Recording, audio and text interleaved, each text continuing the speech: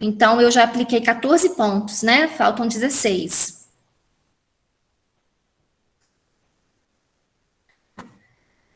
Certinho? Bom, então vamos iniciar. Alguém quer fazer alguma pergunta antes de eu começar a aula? Podem fazer pelo chat. Se for alguma coisa nesse sentido privado, vocês podem perguntar depois, né? Ninguém falou nada, então a gente vai começar. Boa noite, nós iniciamos hoje a segunda parte do semestre, né? Porque na última aula nós fizemos a avaliação, a P1. A partir de hoje eu trabalho os conteúdos da P2. E como eu venho trabalhando a BNCC, eu já também comentei numa aula anterior que a BNCC ela é dividida em 4 eixos, no que se refere à língua portuguesa.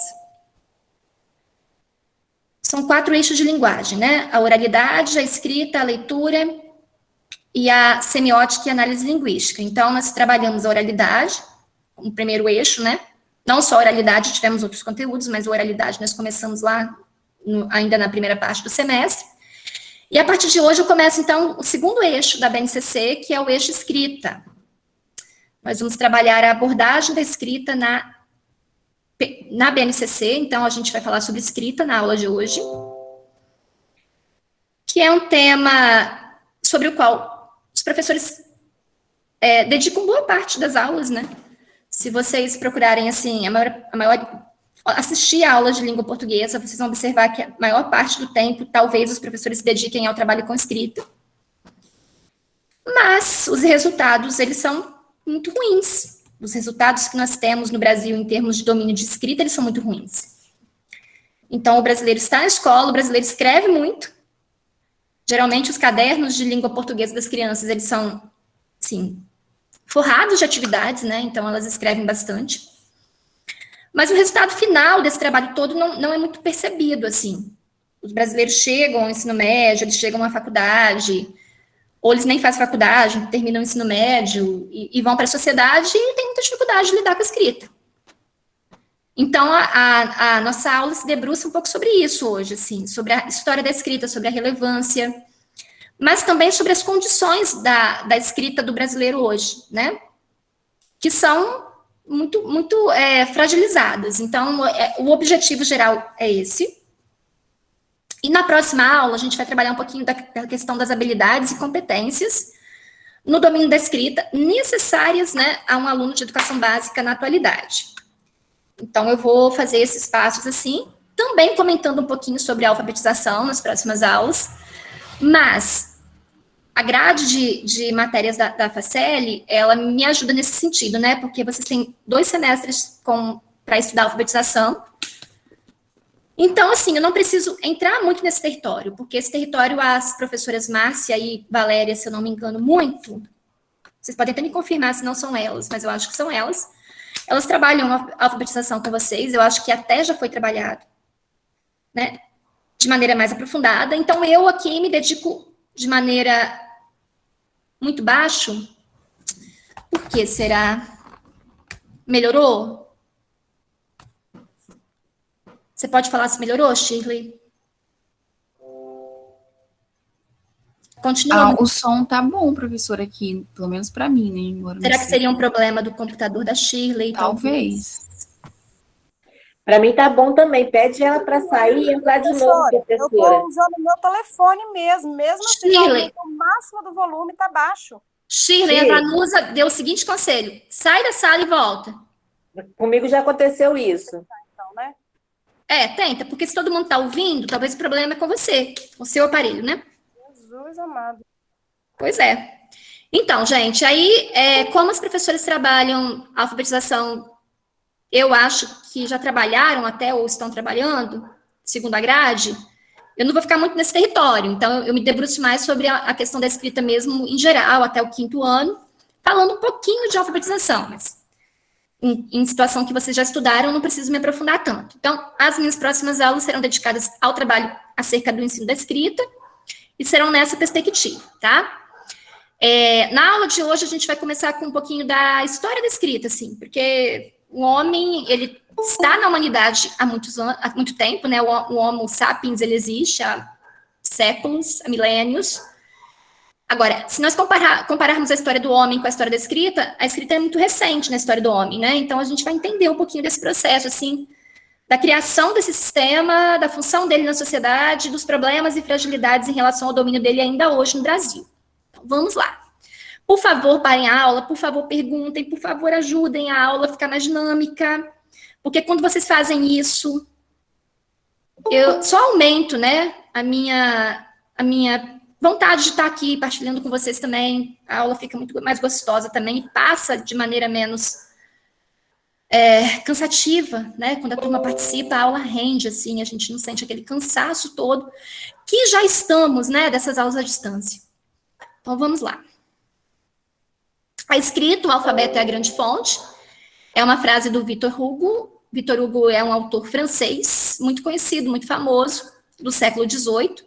Ele escreveu obras importantes como, por exemplo, Os Miseráveis, O Corcunda de Notre Dame, e ele defendia a aprendizagem da escrita com todas as forças, né? Na visão do Victor Hugo, as mazelas sociais, os problemas de fome, de violência, enfim, eles só poderiam ser sanados com a aprendizagem da escrita. Então, a democracia plena, segundo o Victor Hugo, ela viria com a aprendizagem da escrita, né? Que era uma percepção que ele tinha no século XVIII, e se a gente observar que os países que possuem mais analfabetos são os países com maior pobreza, essa percepção dele ainda se sustenta, né? É uma frase marcante ali do Victor Hugo. Aqui eu trouxe uma charge, em que o autor evidencia também a importância da escrita, porque ele traz aqui a evolução humana, segundo a visão de Charles Darwin, né? Mas, ao mesmo tempo, essa evolução está atrelada ao domínio desses códigos, que são os códigos da escrita. E ele vai aqui demonstrar essa evolução por meio também do domínio desses códigos. Bom, quais seriam as funções da escrita segundo a BNCC? A BNCC é o documento que rege todos os currículos de educação básica a partir de 2017. E ela vai, em língua portuguesa, se debruçar sobre 4 campos da linguagem, ou seja, o domínio pleno da linguagem, ele passa por 4 eixos. Uma pessoa que domina de maneira plena a linguagem, ela sabe falar bem, então ela domina a oralidade, ela sabe escrever bem, ela domina a escrita, ela sabe ler bem, ela domina a leitura, e ela lê os símbolos que não são da escrita, ou seja, ela lê imagens, ela lê quadros muito bem também, que é o domínio da semiótica. Agora, no que se refere à escrita, que é um eixo, né, à parte, a BNCC afirma que a função da escrita em sociedade é transmitir saberes entre gerações. Se no passado, quando a escrita não existia, ou quando a escrita não era democratizada, as pessoas transmitiam saberes pela oralidade, então o mais velho passava o seu conhecimento para o mais jovem, na sociedade moderna, isso foi substituído. Então, as pessoas já não têm aquela necessidade que tinham de aprender as coisas com as pessoas mais velhas ouvindo-as. As pessoas aprendem lendo, né? Há uma consequência negativa em tudo isso? Nós vimos lá no eixo oralidade que essa perda de relação com a memória dos velhos, ela é negativa. Agora, nós sabemos também que as coisas apontam para o progresso, para o futuro. Então, a gente não vai voltar para um mundo onde a escrita não existia. Não há essa perspectiva. Então, hoje, essa função que era das pessoas velhas, idosas, se tornou uma função da escrita. E as pessoas vão aos livros, vão aos celulares, vão aos computadores e encontram ali os saberes, né? O ruim disso tudo, como eu falei lá naquelas aulas sobre oralidade, é que elas perdem a questão da experiência dos mais velhos. Fato, né? Mas a escrita, ela cumpre a função de transmitir saberes, isso é inegável. Ela propicia a evolução social, principalmente no sentido científico. A ciência, que é algo extremamente importante da sociedade, sem ela não teríamos, por exemplo, hoje uma vacina para a Covid, por exemplo, a ciência está atrelada à escrita, né? Então, no sentido científico, principalmente, mas também no sentido comercial, também no sentido financeiro, a sociedade, ela está atrelada às questões da escrita, né? Então, também é uma função da escrita essa evolução social, principalmente no sentido científico, comercial, financeiro.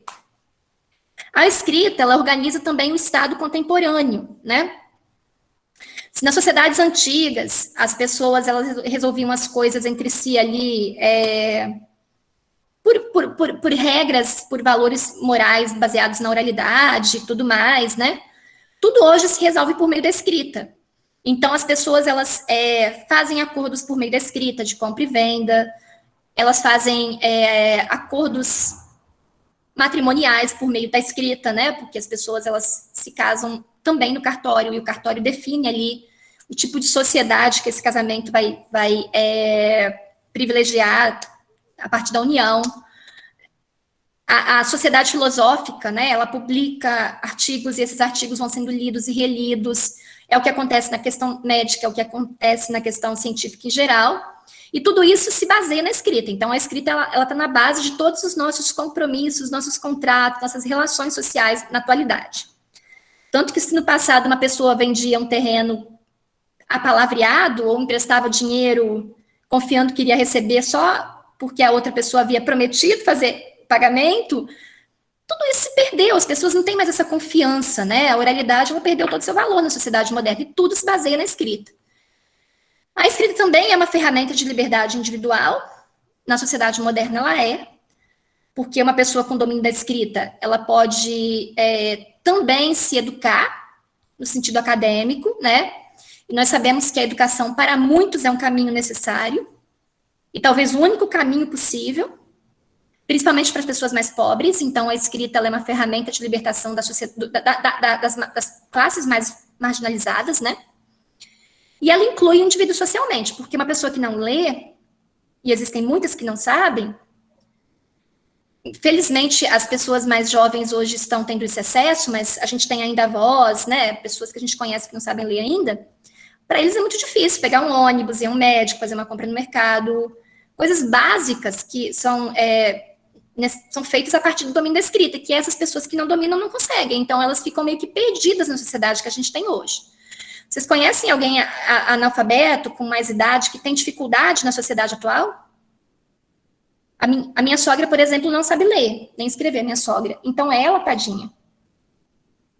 Ela não sabe fazer uma compra no mercado, ela não sabe pegar um ônibus, ela não sabe ir ao médico sozinha. Ela depende muito da gente, porque ela não domina a escrita. Então, ela tem muita dificuldade nessa inclusão. E como ela, muitos, né? Eu não sei se vocês conhecem, mas se alguém conhecer... Eu conheço. Pode falar, Panusa. Você conhece? Eu conheço o marido da minha tia. E ele é bem novo, e ele tem vergonha por isso. Ele não é idoso, não? Não, ele é um homem de uns 50 e poucos anos, é uma pessoa nova. Novo.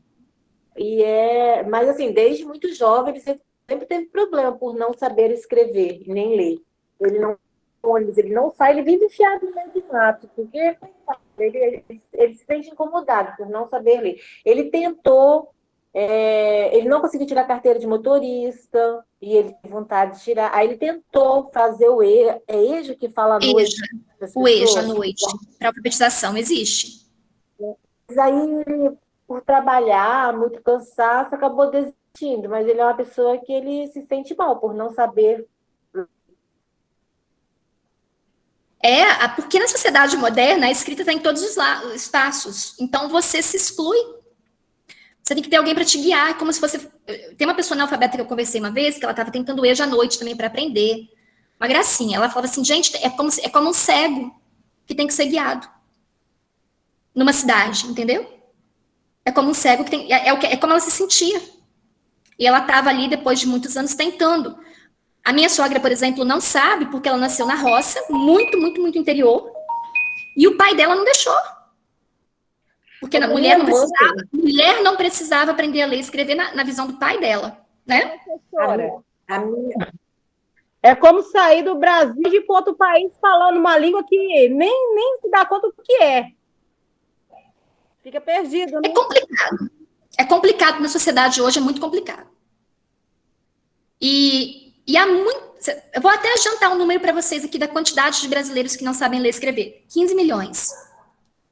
15 A minha mãe, ela sabe ler, mas não sabe escrever. Eu acho engraçado. não sei se é porque ela não desenvolveu a escrita, ela, né, não tem aquela coordenação motora desenvolvida, eu não sei. Minha mãe lê qualquer coisa, mas não sabe escrever. Ela assina mal o nome dela e muito feio. Mas a leitura já ajuda ela muito, né, Vanusa? Sim, ela sabe ler, mas ela não sabe escrever, como ela fala. Ela não sabe escrever, mas ela lê qualquer coisa. Mas foi treino, porque a escrita é uma tecnologia também. Você tem que, para dominá-la, você tem que estar ali na luta, na labuta, entendeu? Acho que desenvolveu, né, a coordenação dela. Talvez não desenvolveu nem a coordenação motora e depois também não teve outras demandas na vida, porque a gente sabe como é que é difícil, né? Meu pai não. Meu pai, ele sabe ler e sabe escrever. É ótimo em matemática e ele escreve. Papai escreve muito. Eu acho que mamãe, ela, assim, se acomodou. Acho que achava que não precisava e acabou não desenvolvendo esse lado. Mas o número de brasileiros que é como a sua mãe é altíssimo, tá? Eles têm uma leitura, mas eles têm um domínio limitadíssimo da escrita e às vezes escrevem seu nome. Eles não têm funcionalidade a escrita deles, não conseguem, apesar de saberem ler. Uhum. Tem vários níveis, assim. Tem um grande número que não sabe nem ler nem escrever. Esses são preocupantes, porque esses estão excluídos. Aí tem um grande número que lê, mas não escreve. Escreve-se no nome. Entendeu? E tem um grande número, assim, que escreve, mas também escreve como fala. Escreve. É o caso do papai, não escreve corretamente. Eu acredito que eu não tenho texto que ele tem escrito, mas ele escreve, né, faz as anotações dele, de conta, essas coisas todas, mas também eu acredito que ele não domina a escrita corretamente. Essas pessoas escrevem como elas falam. E escrita não é fala. Fala e escrita são coisas distintas. Não pensem que vocês vão fazer um TCC daqui a alguns anos do jeitinho que vocês falam. Não é assim. É diferente, entendeu? Minha mãe, só que minha mãe, ela fala muito pouco errado, ela fala muito correto, eu acho, assim, por ela não saber escrever e não ter grande leitura. Eu não sei se é porque ela observa as pessoas a falar e ela fala muito bem, a minha mãe, ela não fala errado. De repente, ela convive com pessoas que falam a norma, né? Ela não fala errado, minha mãe. E eu observo que se ela fala uma palavra errada e a gente repete, daí um pouco ela tá falando aquilo corretamente. Ô, Vanusa, não sei se é o caso do seu pai e da sua mãe, mas é o caso dos meus. Eles tiveram só a educação até o quarto ano fundamental. As gerações dos nossos pais, a geração de quem tem mais de 60, 70, 80, quando tiveram, a maioria tiveram acesso ao quarto ano do ensino fundamental. Então, eles tiveram uma aprendizagem muito limitada da escrita, entendeu? Uhum. E muitos deles escreveram na infância e depois pararam de escrever. Por causa da minha mãe, ela deve estar primeiro, segundo a série na época, e eu acho que parou e nunca mais escreveu. E a escrita, ela demanda treinamento. Ela é um processo de treinamento também, de resiliência. E aí você parou de escrever na infância, você imagina, você realmente desaprende, né? Até pela questão da coordenação motora. Mas se ainda lê, eu falo que está um passo à frente. Quando não se lê, que é o caso de 15 milhões, aí está excluído. A gente vai falar bastante aqui, tem muita coisa interessante, eu quero que vocês continuem participando, hein? Estou gostando. Bom, nós temos um desafio para o século XXI, que é esse que estamos, né? Porque um dos maiores desafios do século XXI continua sendo o desafio da educação. As pessoas começaram a se preocupar com a questão da educação no século XVIII, então, com 300 anos de preocupação acerca da educação. O que na história do mundo é muito pouco. O Brasil começou a se preocupar com a educação no início do século XX, quando o Brasil saiu da monarquia e se tornou uma república. E o Brasil se torna uma república no ano de 1889. Então, são 140 e poucos anos que a gente tem uma república, que é quando os presidentes começam a pensar assim, nossa, o povo brasileiro não sabe ler, vamos levar escolas para o interior. E eles começam a levar escolinhas para as cidades pequenas, para os interiores, né? E as escolinhas eram de 1ª a 4ª série, e essas escolinhas tinham professores que eram professores leigos. Abriam uma escolinha no local, chamavam uma mocinha que nem formação tinha para dar aula, E isso foram durante décadas, né? E o magistério ele não tinha muita seriedade, ele não era levado com seriedade, assim acontecia. E tem pouco menos de 20, 30 anos que as coisas começaram a se organizar um pouquinho. Então, assim, é um país que se preocupou muito pouco com a educação. Eu acho muito engraçado quando vem alguém e fala assim, a culpa do Paulo Freire. Eu não sei se vocês já escutaram, mas o Brasil é um caos, a educação brasileira é um caos, a gente concorda que há muitas fragilidades, é culpa do Paulo Freire. Sendo que o Paulo Freire foi um dos primeiros a se preocupar realmente em educar o povo brasileiro. Eles culpam o Paulo Freire. Na verdade, o Brasil ele tem 500 anos de colonização e foram praticamente 500 anos de abandono. Até o início do século XX, 80% da população não sabia ler e escrever. Com a República, eles começam a tentar levar as escolas primárias, assim que era o nome, né, para os lugares pequenos. E a partir da década de 50, que é aí quando vem Paulo Freire, Anísio Teixeira, começa a movimentar um pouco as coisas para se tornar a questão da educação algo sério de Estado, né? E a questão do magistério algo profissional. Então, nós temos ali muito pouco tempo perante a história do Brasil, de preocupação real com a educação brasileira. Por isso, como há tão pouco tempo, né, que as pessoas se debruçam sobre a educação, foi criado o Fundeb, foram feitas algumas leis para organizar o processo, foi se cobrando a educação superior para o magistério, plano de carreira, valorização e tudo mais, que a gente sabe que tudo é uma luta ainda. Então, nesse processo todo, há muitos desafios no século XXI ainda, né, para o Brasil. Dentre eles, universalizar a escrita. Se nós temos cerca de 230 milhões de habitantes no Brasil, 15 milhões desses habitantes não sabem ler. 15 milhões é a população de Portugal, é a população de um país da Europa, né? Então, é essa quantidade de brasileiros que não dominam a escrita. A parte menos ruim disso tudo é que é uma faixa etária mais velha, né? Então, a maior parte das pessoas que não dominam a escrita, elas estão hoje entre a faixa etária de 60 e 80 anos. E as crianças, em geral, elas têm tido garantido o direito de estar na escola. Há fragilidades no processo de aprendizagem da escrita? Mas pelo menos elas estão ali aprendendo o alfabeto, né? Outro desafio, 1/5 da população mundial não escreve. Sendo que o Brasil, aí o Brasil aparece de novo, é o que tem o maior número de analfabetos na sua população.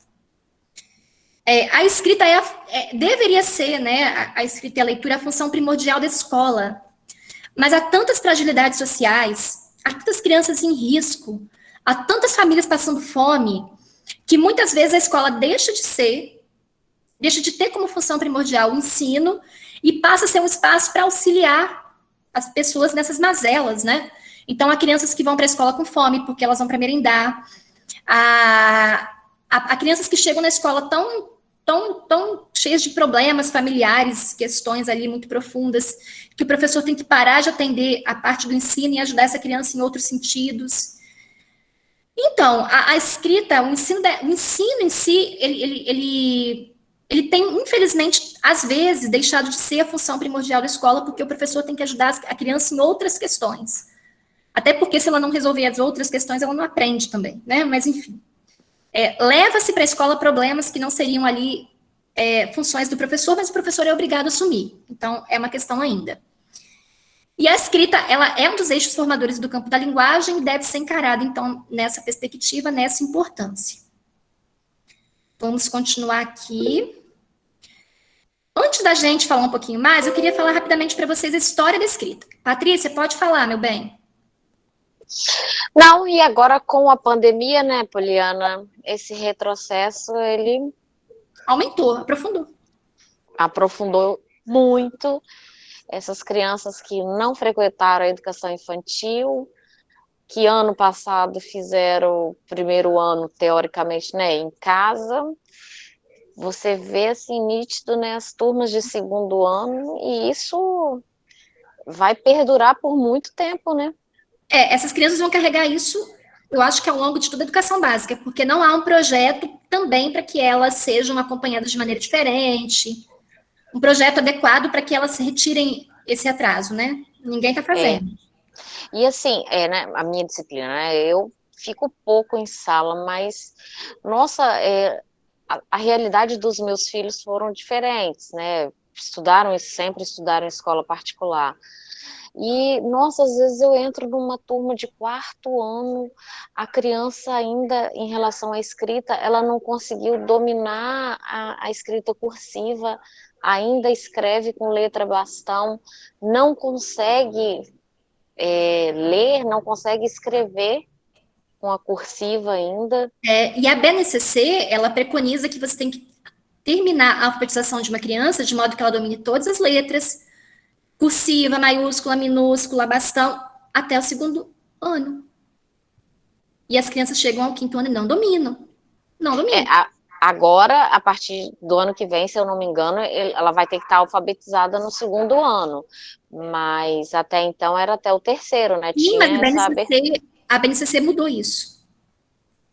Porque a BNCC, ela trouxe mais funções para a educação infantil. Então, uma criança de 5 anos, lá na educação infantil, ela tem, segundo a BNCC, ela tem de estar mais preparada do que até então. Então, ela chegaria no 1º ano com conhecimento mais adequado do alfabeto, enfim, para então ela começar a aprendizagem da escrita e da leitura. A BNCC preconiza que até o final do 2º ano tem que estar tudo dominado. Letra bastão, cursiva, maiúsculo e minúsculo. Nas formas maiúsculo e minúsculo. Não é a realidade. Não é a realidade. Eu falo porque eu estou no ensino médio. Eu estou trabalhando este ano com 2ª série. Eu peço para eles escreverem muito, eu faço eles escreverem o tempo todo, eu não deixo eles serem copistas. Eu não fico numa aula minha passando dever no quadro para ninguém copiar, eu não deixo eles copiarem o que está no livro, porque o que está ali, está ali. Eu não estou formando copista, é uma visão que eu tenho, para ensino médio, então, principalmente. E eu peço que eles produzam, eles escrevam, eles criem, eles tirem as coisas da cabeça e ponham no papel. E eles não dominam, e eles não sabem dominar a letra cursiva, a letra bastão, discernir maiúsculo e minúsculo. De 40 alunos que eu tenho numa sala, eu tenho 10 que conseguem, e 30 que não. Estou falando de meninos de 16, 17 anos, Patrícia. Então, você imagine lá no 4º, 5º ano a questão. E, às vezes, no ensino superior, eu tenho também gente que confunde letra, que tem um domínio complicado ainda, de algumas questões da escrita, que seriam, no caso, habilidades lá do primário. Da educação básica 1, né? Então, olha, é desafiador. O negócio é complicado. Não tem assim, quando você olha para um problema e ele parece ser do tamanho de uma montanha, né? É assim que eu vejo o problema da escrita hoje, nas minhas turmas, como professora de língua portuguesa. Às vezes eu sento e falo, meu Deus, eu vou conseguir, eu estou cansada, até onde eu vou... Porque é muito sério. Eu acho que você, como professora, tem observado isso, né? E eu acho... Pode falar. E eu observo assim, meu filho, por exemplo, meu filho mais velho, ele começou a estudar, ele faz aniversário em junho, então ele foi antecipado, ele não tinha muita maturidade, mas a escola permitiu que ele fosse matriculado, foi sugestão da escola que ele iniciasse a alfabetização antes da idade correta. Ele entrou aos 5 anos. E, e assim, como eu mudei várias vezes de cidade, ele estava aqui em Linhares e a escola onde ele estudou falou que ele iria trocar, né, de bastão para cursiva na hora que ele sentisse necessidade. Aí eu fui morar em Guarapari no ano seguinte, lá não, as crianças já escreviam com cursiva. Ele foi o desespero para poder acompanhar a turma, e eu percebo que isso... até hoje, a letra dele, a caligrafia, por mais que a escola, que eu em casa tenha tentado, ficou uma lacuna aí. Entendi. Mas a BNCC, eu não sei quando você matriculou esse menino aqui em Linhares, eu não sei a data. Mas a BNCC, ela afirma que tem que ser aprendizagem junto. Você ensina bastante, meu bebê já tem 19 anos. Ah, não, você tem tempo. Porque hoje, a recomendação... E essa recomendação, ela vem depois de muita pesquisa, né? Porque a BNCC não é feita de qualquer maneira. Há vários professores acadêmicos, gente ali, que trabalhou em cima daquilo, né? Então, há uma questão científica ali, Então, o que se sugere não, o que se fala ali, né, para ser feito é que seja uma aprendizagem concomitante. Bastão e cursiva de maneira concomitante. Então, não tem isso, primeiro ela vai aprender uma letra, para depois ela aprender outra, não. Ela tem condições e habilidade para aprender de maneira concomitante, e é o que é recomendado, para que a pessoa não tenha essas dificuldades futuras de dominar uma letra ou outra, de ficar confundindo uma letra e outra, que é o que acontece. Na maioria das vezes, quando isso não ocorre de maneira concomitante, né? Então, assim, acho que talvez tenha sido isso que ocorreu com seu filho, provavelmente. E é uma coisa, talvez, uma dificuldade que ele carregue ainda, né, Patrícia, pelo que você está falando. Carrega até hoje. E, Poliana, assim, essa semana eu dei uma atividade para as crianças do primeiro ano para recortar. Meu Deus, eu fiquei tão assustada. As crianças não sabem pegar na tesoura. Eu sei, não estou falando, é desesperador. Não adianta culpar o Paulo Freire, esses doidos que ficam fazendo isso. O problema é muito profundo. Para começar, e a gente não vai culpar o professor nunca aqui. Vocês acham que o professor tem condições de atender 20 crianças na educação básica no primeiro ano? Alfabetizar 20 crianças ao mesmo tempo, bem, todas elas? Para começar? Eu tenho 47 matriculados na minha segunda série de ensino médio. Vocês acham que eu tenho condições? Desses 47, eu tenho uns 35 com dificuldade de escrita. Eu tenho condições de atender 35 meninos individualmente? Não, principalmente aquilo que você falou, né? A escola, ela não está ali só para alfabetizar.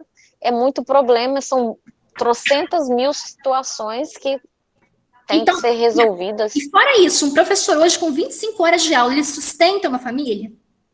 Não, ele tem que trabalhar 50. Eu trabalho 50, eu tenho colegas que trabalham 65 horas. Esse professor tem condições físicas, ele tem condições mentais de atender bem uma sala? Vocês entenderam como os problemas são complexos? Eu acho muito complicado. Outro dia eu fui à reunião da minha filha, ela está no 4º ano. E acho que eu era a única mãe professora, porque os comentários que eu vi das outras mães com a professora da minha filha, eu achei que elas não entendiam nada de educação. Eu fiquei até quieta, eu falei, meu Deus. E as mães todas bonitas, todas com roupas de academia, todas com cabelo escovado, todas lindas. A professora da minha filha trabalha de manhã e trabalha à tarde. Cansadérrima, você via aquela pessoa com olheira, um monte de papel assim para corrigir. Eu falei, gente do céu, né? Eu me vi nela, claro, né? Eu me refleti nela, porque eu também sou assim. A minha vida também é igual, então eu entendo melhor que aquelas mães que estão lá. É muito complicado a gente segurar esse desafio todo, né? Então, é muito problemático, assim. Então, eu trago para vocês uma teoria aqui, mas, ao mesmo tempo, também eu gosto de trazer uma realidade, né? A gente traz a teoria não vai responder os problemas da realidade, não. A teoria é importante, a gente tem que saber muito sobre a teoria para a gente chegar lá e ter pelo menos uma base para a gente se segurar quando os desafios começarem. Mas a teoria não responde hoje os problemas que a educação brasileira tem, porque são problemas de caráter social, né? O professor ele tem hoje uma demanda, um peso imenso para dar conta, e ele não tem uma valorização também da sociedade. Então, assim, são muito complexos os problemas, né?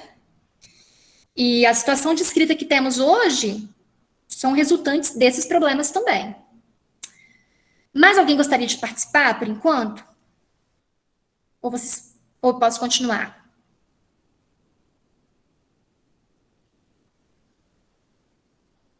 Podemos continuar? Vamos lá, então. Mas eu gosto muito quando vocês participam. Antes de entrar nas questões das habilidades, da aprendizagem da escrita, do que diz a BNCC, do que ela recomenda, né? Vamos falar um pouquinho sobre a questão da história da escrita. A escrita é uma tecnologia.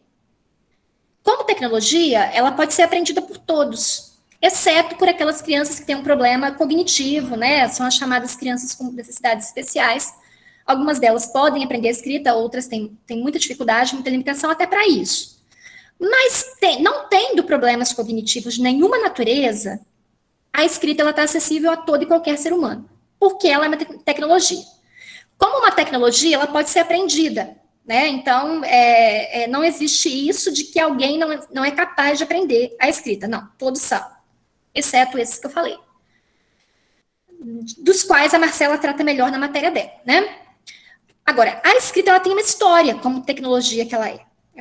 Ela nasceu em um determinado momento da sociedade, e a gente vai falar um pouquinho sobre a história da escrita aqui, para entender, né, esse eixo.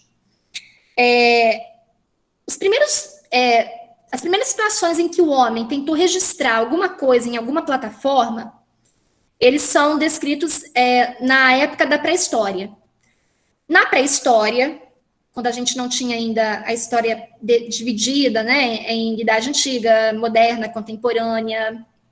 Eu nem sei se isso ainda é muito usado em história, se isso é muito aceito, eu não sou de história, mas a gente costuma, né, ter essa coisa na cabeça, assim, que a história é a idade antiga, idade média, idade moderna, idade contemporânea. Mas antes que essas idades fossem, assim, descritas, existiu a pré-história. A pré-história é marcada principalmente porque, naquela época, os homens não escreviam, né? Então, é um marco, assim, não havia escrita na pré-história. Mas mesmo na pré-história, os homens tinham já o anseio de registrar alguma coisa em alguma plataforma. Então, os homens da pré-história, eles registravam as suas percepções da realidade nas cavernas, né? Eles faziam as tais chamadas pinturas rupestres. Então, as pinturas rupestres, elas eram tentativas de registro de mensagens por meio de plataformas. Elas não eram escritas. Por que elas não eram escritas? Porque elas eram registros de imagens, né? E essas imagens, elas eram ali uma tentativa de registrar alguma mensagem, mas essas imagens, elas não eram propriamente códigos, né? Mas elas já eram uma tentativa de escrita. Não se deve confundir isso com escrita. Mas sim com tentativa, né? A escrita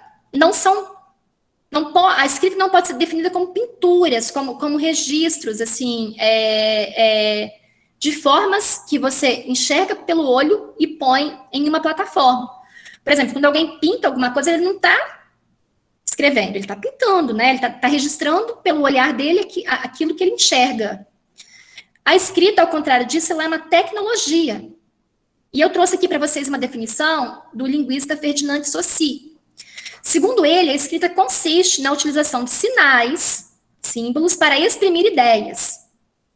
E ela é resultante da grafia, ou seja, né, de símbolos, que são uma tecnologia de comunicação. Essa tecnologia ela foi historicamente criada e desenvolvida por seres humanos, e basicamente ela consiste em registrar marcas em um suporte. Então, a escrita, diferente da pintura, ela é uma grafia. E essa grafia é uma tecnologia que pode ser passada de um indivíduo para o outro como um conhecimento, né? E reproduzida. Diferente da pintura. A pintura é o registro de alguma coisa que eu vi, eu vou pintar, e aquilo ali não é exatamente uma grafia, um conhecimento que eu posso passar para outra pessoa, para que outra pessoa utilize a seu bel prazer, né? Da mesma forma que eu fiz. Então, são coisas diferentes. Então, basicamente, a escrita é uma grafia que é registrada em um suporte, tá? E sempre foi assim e ainda é.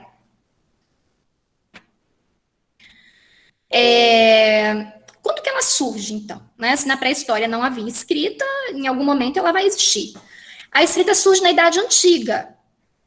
E ela surge em 3 movimentos distintos, assim, em 3 locais da Terra, assim, distintos.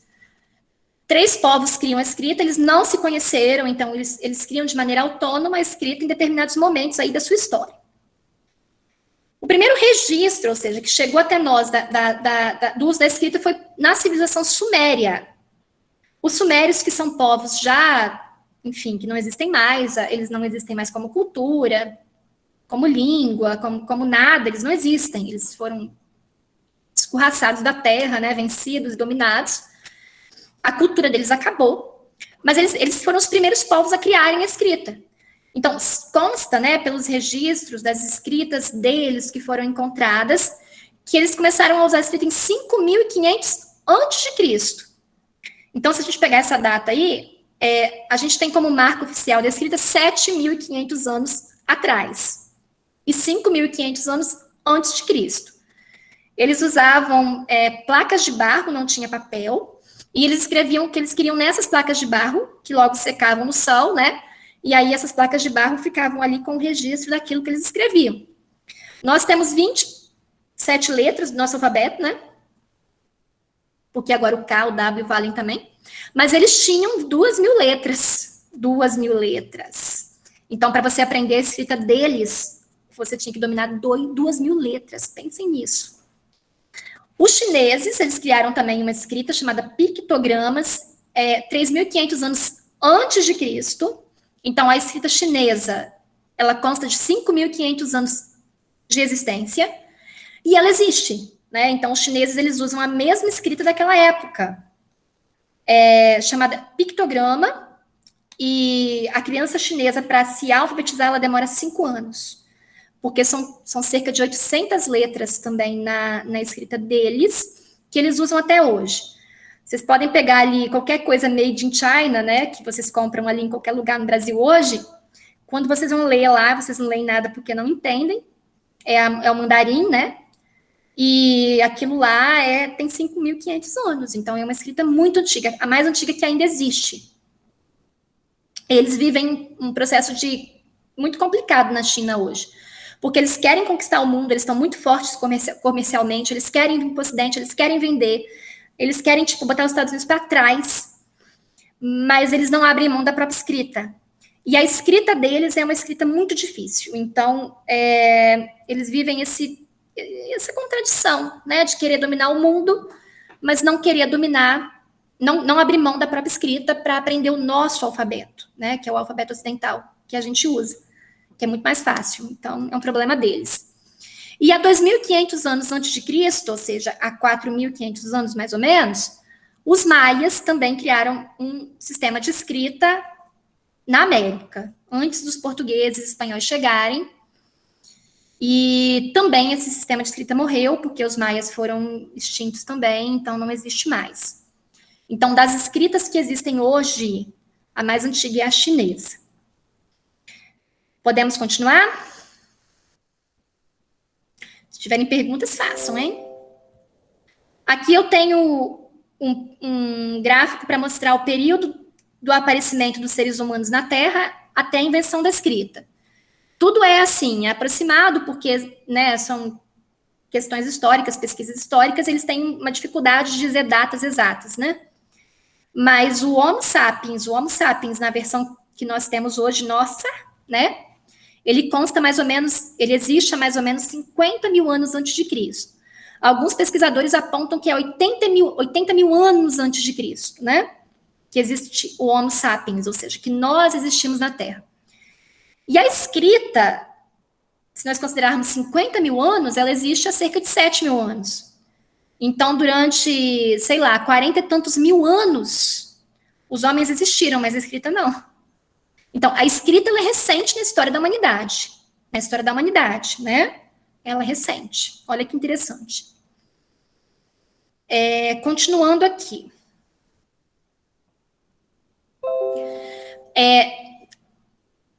Se ela existe há alguns milênios, apesar de recente, ela existe há 7, 5, 4 mil anos, as pessoas foram aprendendo ali essas tecnologias da escrita.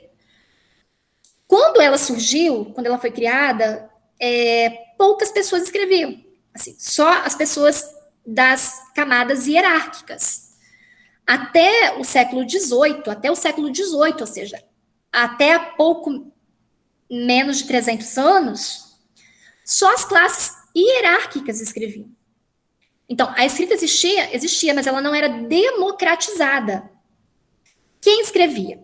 Escrevia a nobreza, então, os reis, os duques, os condes, os viscondes, os marqueses. E escreviam os sacerdotes. Então, os padres, o papa, o bispo, algumas freiras, algumas poucas freiras escreviam também. Então, essas pessoas escreviam. As mulheres, nem as mulheres muito ricas escreviam, né?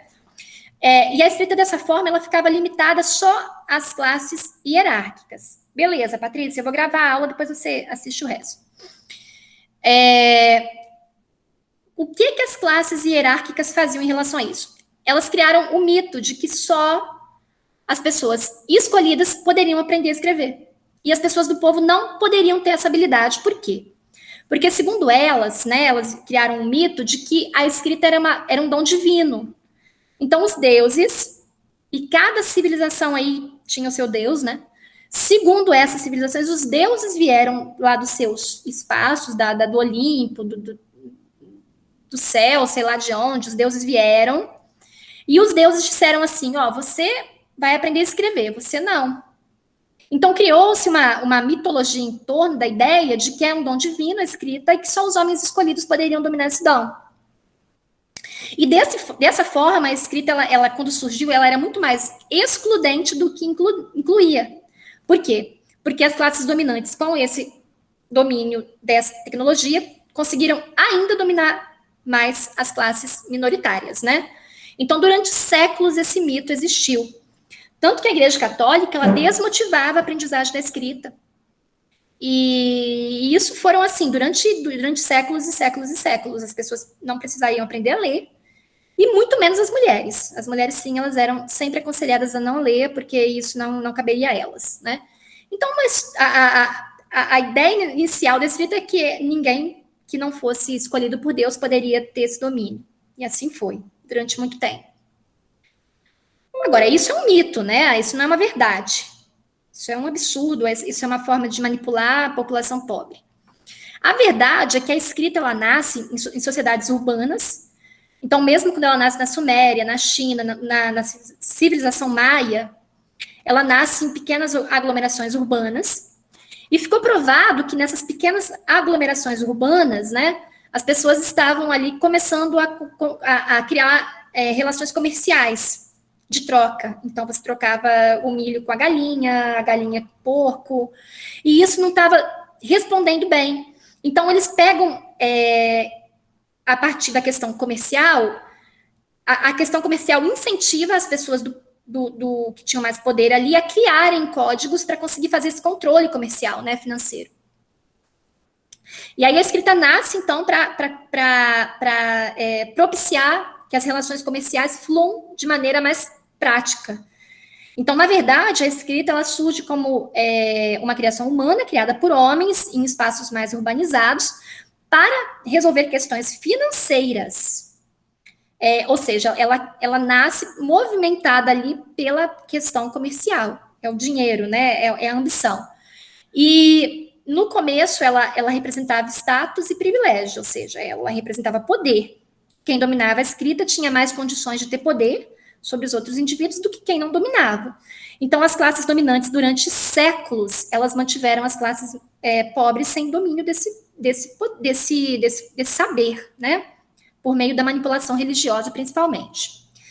Eu trouxe aqui, só a nível de curiosidade, eu tenho aqui os ideogramas sumérios, né? As placas de barro onde eles escreviam a sua forma de escrita. Eu tenho os pictogramas chineses que ainda existem, são usados, e eu tenho ainda os hieróglifos maias, né, que também foram, enfim, não existem mais, só em museus mesmo, enfim, em algumas civilizações. Em alguns museus, desculpa. Como que a escrita começa a avançar, né, assim, os primeiros povos que fizeram algumas reformas interessantes na escrita foram os egípcios. Os egípcios, eles criaram uma coisa muito importante para o avanço da escrita, o papiro. Porque antes dos egípcios, as pessoas escreviam em cima de placas de barro.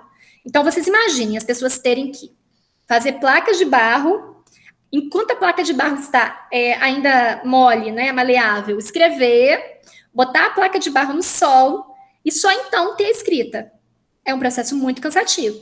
Os egípcios, percebendo que havia um problema na plataforma, eles criam a questão do papiro. O papiro não é o papel, mas ele não é o papel propriamente, mas ele é um tipo de tecido em que com tinta era mais fácil registrar ali o que se pretendia, né? E eles também criam uma profissão, que é a profissão do escriba. O escriba não sabe ler nada, mas ele sabe escrever. Ele escreve imitando aquilo que ele olha, né? Então ele pega lá, alguém escreveu alguma coisa, Ele pega tinta, ele pega papiro e ele vai desenhando aquilo que a outra pessoa escreveu. E ele é chamado de escriba, né? Então, ele acaba se tornando ali um copista e ele vai copiando livros, copiando coisas que alguém escreveu. E aí já vão nascendo as primeiras bibliotecas. Então, a civilização egípcia, ela dá um avanço, assim, em relação ao que era a escrita antes dela. E esse domínio da escrita na civilização egípcia faz que o próprio Egito avance economicamente também no passado, né? Ele foi uma civilização muito importante por causa disso. Até hoje, até a BNCC, ela recomenda que o professor de primeiro e segundo ano seja um professor escriba, que ele vá para o quadro escrever aquilo que as crianças ditam para ele, né? Então, as crianças, para produzir textos, elas não sabem escrever, mas elas têm que fazer isso. Então, elas ditam e o professor vai fazendo no quadro, né? É a função do professor escriba de primeiro e segundo ano. Ficou essa coisinha do Egito, né? E eu falo que a gente tem muito aluno escriba ainda, porque eu tenho muito aluno que escreve, tem letra bonita, escreve, mas não sabe escrever, porque ele só copia o que está no quadro. Quando você pede para ele escrever alguma coisa dele, ele também não sabe, né? E tem muito professor também que gosta de alimentar isso, porque fica uma aula inteira no quadro passando atividade para o aluno copiar. O aluno fica 1 hora copiando do quadro. Quer dizer, é um aluno escriba, né? Ele copiou 1 hora. Eu falo, meu Deus, mas ele não escreveu nada, né? Então, essa coisa do escriba egípcio ficou, assim, um pouco ainda na sociedade atual. Bom, aqui eu tenho a escrita egípcia, que eram os hieróglifos, né? Até hoje, a civilização egípcia tem ainda resquícios dessa escrita, porque há pirâmides, enfim, os egípcios tinham esse hábito de fazer muitas construções, e a escrita deles ficou salva ali, né? Mas ela não é mais usada também, não existe mais a prática com ela. Ela só é um registro histórico hoje. Bom, e nós, né? Qual é a nossa escrita? Nós usamos a escrita mais popular no mundo, que é o alfabeto latino. O alfabeto latino que nós usamos, ele é herdado da civilização romana. Então, o nosso alfabeto, ele tem cerca de 2.000, 2.500 anos. Ele teve uma versão lá e ele nunca mais foi modificado. Então, assim, ele existe há 2.500 anos e, pasmem, ele não foi modificado desde então e não há, aparentemente, necessidade que ele seja, né? Ele é considerado um dos alfabetos mais completos, mais perfeitos de todos os alfabetos que existem ainda. E esse alfabeto que a gente usa, que é o alfabeto latino, ele é fruto do alfabeto fenício. Quem foram os fenícios, né? Eles foram os povos que viveram na antiguidade também, da Idade Antiga, e eles foram o primeiro povo que tiveram uma sacada, assim, uma sacada brilhante. Todos os povos antes dele, que criaram a escrita, os sumérios, os egípcios, os chineses, todo mundo ali, eles faziam as suas escritas a partir Ai, gente, eles faziam a partir da inferência de imagens. Então, eles pegavam 3 imagens para formar uma ideia, 4 imagens, e misturavam as imagens. Um negócio muito complicado. Os fenícios falaram assim, vamos parar com isso, gente. Para que um povo tenha um sistema de escrita hoje, ele tem que ter 800 letras, 800 códigos. Por que a gente não faz diferente? Por que a gente não associa os sons da fala a símbolos? Então, eles criam um alfabeto fonético, que é o que a gente usa ainda hoje, né? Como que é o alfabeto fonético? O alfabeto fonético é um grafema, ou seja, uma letra, uma imagem que corresponde a um som.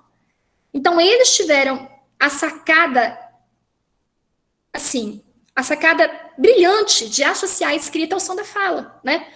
E eles criaram o primeiro alfabeto fonético, que é ainda a raiz do alfabeto que a gente usa hoje, que é o alfabeto latino. Então, foram os primeiros a fazer isso. Aqui eu tenho o alfabeto fenício, que é um alfabeto fonético, ou seja, cada grafema corresponde a um fonema, cada letra indica um som. Esse alfabeto aqui foi o alfabeto que deu origem ao que nós falamos hoje. Ele era um alfabeto sem vogais. Para que isso acontecesse, foram milênios, tá? Foram milênios. O alfabeto fenício tem cerca de 3.000 anos. Os gregos aprenderam com os fenícios essa técnica. Então, os gregos foram uma civilização mais avançada que os fenícios, mas aprenderam com os fenícios essa técnica, copiaram dos fenícios, né? E os gregos criaram o alfabeto grego, que ainda hoje é usado. O alfabeto grego é também um alfabeto fonético.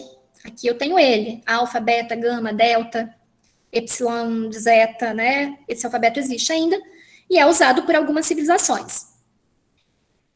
Eu tenho um colega que lê em grego. Eu falo, meu Deus, como é que consegue? Lê grego, traduz grego, porque é usado ainda, né?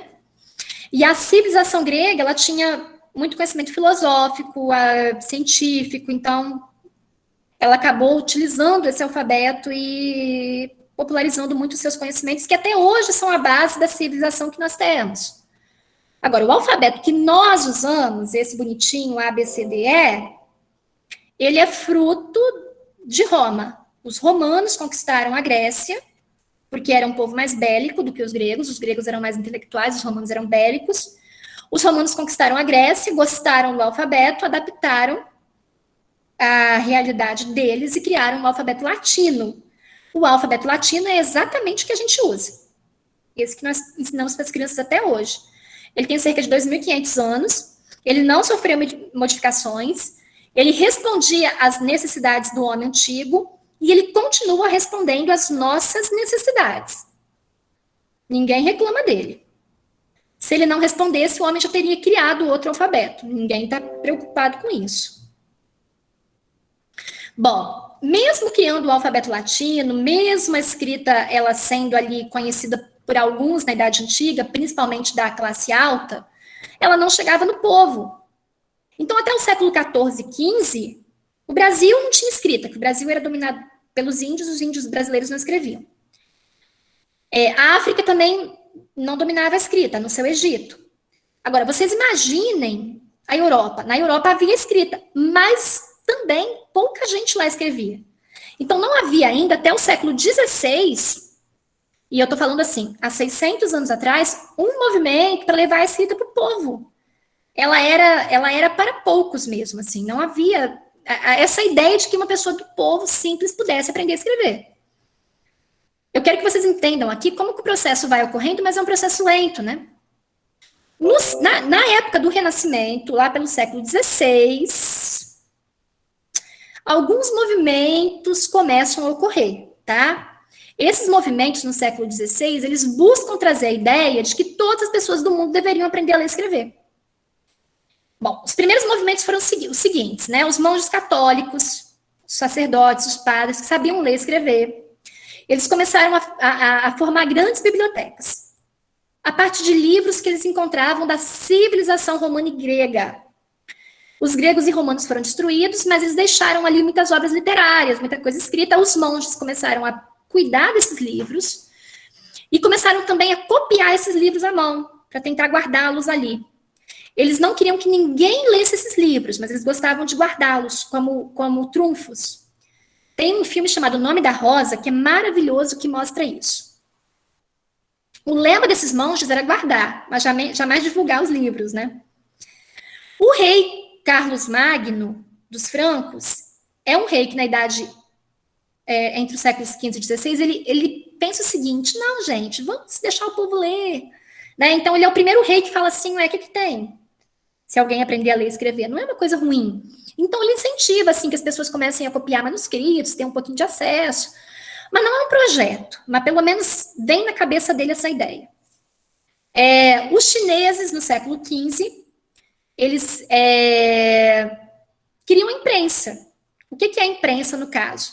A imprensa são máquinas que reproduziam a escrita sem necessidade da mão, né, da produção cursiva. Então, eles começam a fazer cópias por meio de máquinas mesmo, mais ou menos como é o funcionamento hoje no jornal, né? E essas máquinas chegam à Europa, então isso também dá uma boa alavancada para a questão da escrita, porque não é mais necessário copiar um livro e entregar ele aí. Imagine alguém copiar a Bíblia à mão. Era assim que uma Bíblia era feita na época, até o século XVI. Quando os chineses criam a imprensa, isso vai se alterando. Também, né, os chineses levam o papel à Europa, então os chineses criam papel, né? Olha, o papel é tudo, é uma revolução, é uma outra plataforma. Então, isso também começa a movimentar um pouco a sociedade. Os protestantes, né, para encarar os católicos, principalmente na figura do Martinho Lutero, eles são contrários à Igreja Católica nesse sentido. E eles foram muito importantes, os protestantes nessa época, eles foram progressistas, né? Por quê? Porque eles falam assim, não, todo mundo tem que ler a Bíblia. Não é só padre, não. Então, todo homem comum tem que ter uma Bíblia em casa. E eles começam a motivar as pessoas a lerem a Bíblia. Então, a Bíblia chega à casa do homem comum. Às vezes chegava e as pessoas não sabiam ler.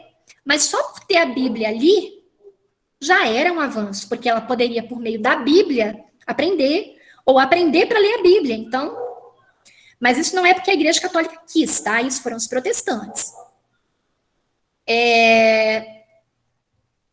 A Igreja Católica, ela acha o fim do mundo, ela censura total, ela acha um absurdo que alguém fale que o homem do povo pode ler. Então, ela vai construir todo um processo para impedir que a leitura chegue na casa do povo, né? Ela vai queimar livros, ela vai proibir livros, ela vai queimar escritor, até queimar escritor ela queimou. Ela vai falar que ler é pecado, ela vai proibir livros, falando que se você ler tal livro, você vai para o inferno, ela vai fazer de tudo. Mas a questão da censura é a seguinte, quanto mais você censura alguma coisa, mais a pessoa quer, né? Então, a censura que a Igreja Católica impõe acaba agindo contra a Igreja Católica, porque as pessoas se motivam mais a ler ainda. A igreja cria até uma lista chamada Index, né? O Index são os livros proibidos, aí que o pessoal quer ler mesmo. Então, é mais ou menos isso. E isso foi determinante, na verdade, né? A censura teve um efeito super contrário. Não dá certo censurar, tá? É um processo que a Igreja Católica mesmo percebeu. Na Idade Contemporânea, e aí eu vou dar um pulo aqui de uns 200 anos, lá pelo século XVIII mesmo, a Igreja Católica já perdeu o poder e a sociedade desenvolveu-se muito do ponto de vista comercial. Já não é nem mais uma questão de manter o poder. As classes dominantes, elas sabem que para aumentar o próprio poder, elas têm que educar melhor o povo, porque surgem as indústrias, né? Então, não é porque elas são boazinhas. Elas entendem que elas precisam ensinar a mão de obra que elas tinham até então a ler e escrever, porque as tecnologias que surgem no século XVIII, que são as tecnologias industriais, precisam de empregados que saibam o domínio da leitura e da escrita, né? Então, no século XVIII, as próprias classes dominantes começam a incentivar as pessoas a ler e escrever. Por quê? Não porque são boazinhas, tá? Porque elas entendem que elas precisam de pessoas mais preparadas para o mercado de trabalho.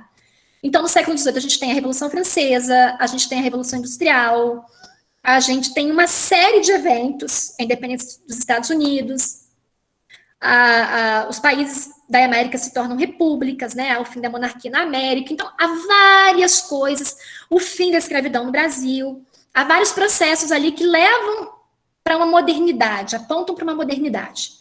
Ou seja, um mundo mais industrializado, mais urbanizado, em que é necessário uma mão de obra mais preparada. Então, as próprias classes dominantes, elas investem na aprendizagem da escrita, construindo escolas, incentivando as novas gerações a lerem, os governos começam a criar projetos. Então, o século XVIII é o século marco ali que a gente tem para a democratização da escrita, né? Ela existe há muito tempo, mas é no século XVIII que ela chega no povo. O povo começa a ler. Mas eles não queriam que o povo lesse bem, ou que escrevesse muito bem, eles queriam que o povo aprendesse o básico, né? Então, as primeiras escolas, elas eram mais escolas para ensinar o básico, que eram as escolas primárias. As pessoas tinham ali noções de escrita, noções de leitura, mas elas não aprendiam tanta escrita e tanta leitura a ponto de se tornarem críticas. Não era isso que eles queriam, né? Tem um outro marco aqui interessante, que no ano de 1873, um americano cria o método Palmer, né? E aí também ele cria, então, as máquinas de escrever, e aí é um processo que a gente conhece, que a gente sabe qual é hoje. A leitura, ela sai da plataforma papel, ela chega para a plataforma digital, leitura e escrita, no caso. E é isso, né? Mas, assim, por mais que as coisas tenham avançado, a gente continua batendo no alfabeto latino, né? Ele continua vivo. Ele continua presente. O nosso desafio hoje, que é um desafio que existiu a partir do século XVIII, é democratizar a leitura e a escrita.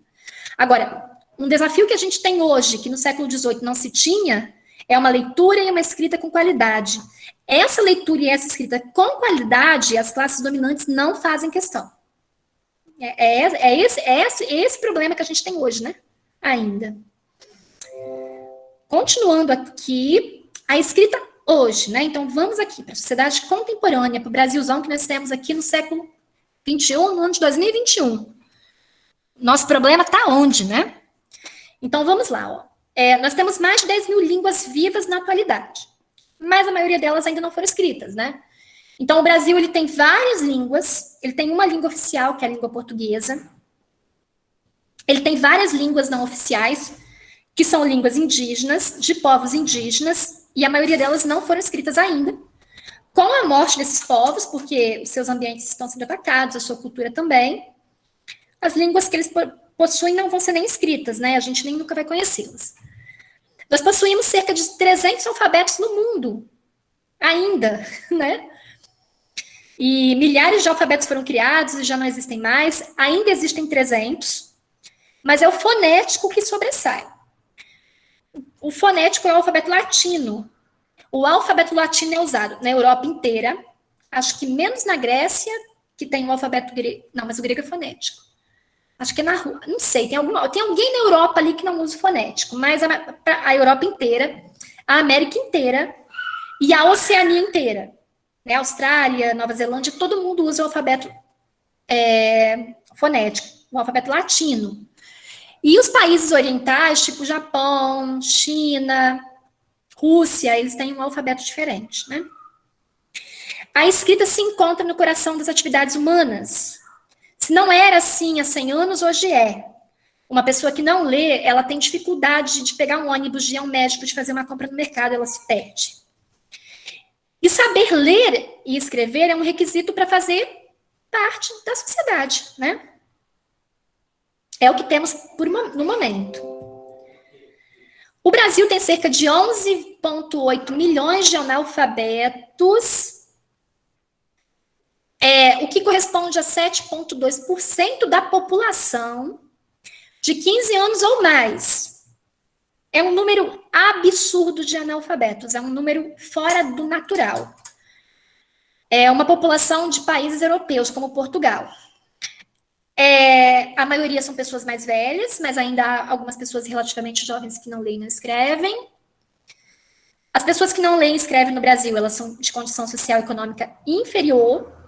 A maioria, pessoas que viveram no interior, e boa parte delas mulheres, porque havia uma ideia no Brasil de tempos passados que mulher não precisava aprender a ler e escrever.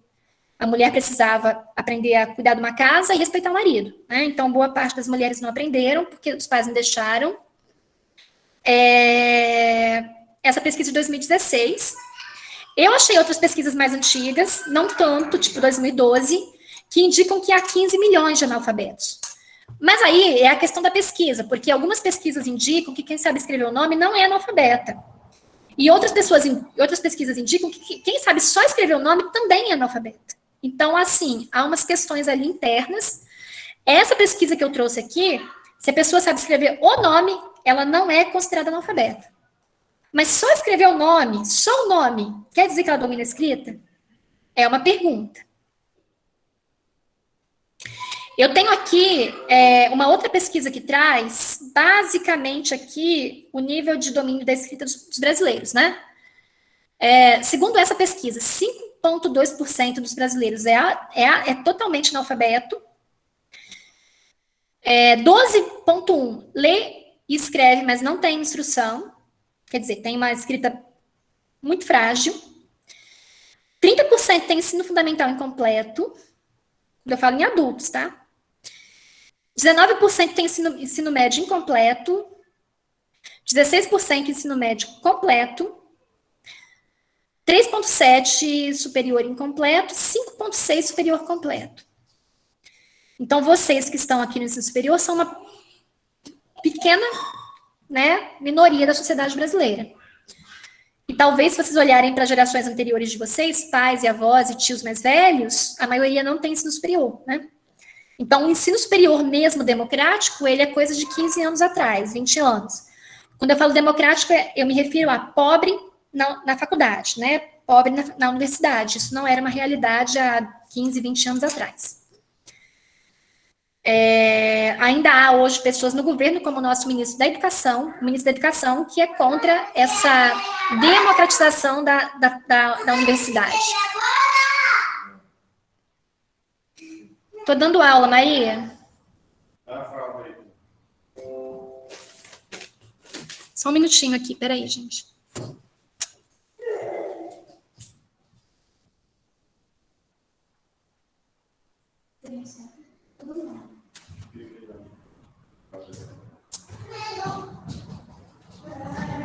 Desculpe-me. Quais são as consequências do analfabetismo, né? Bom, são muitas, são imensas na sociedade atual. Países com alto índice de pobreza, com baixa expectativa de vida, com trabalho escravo ainda, possuem grande parte da população analfabeta.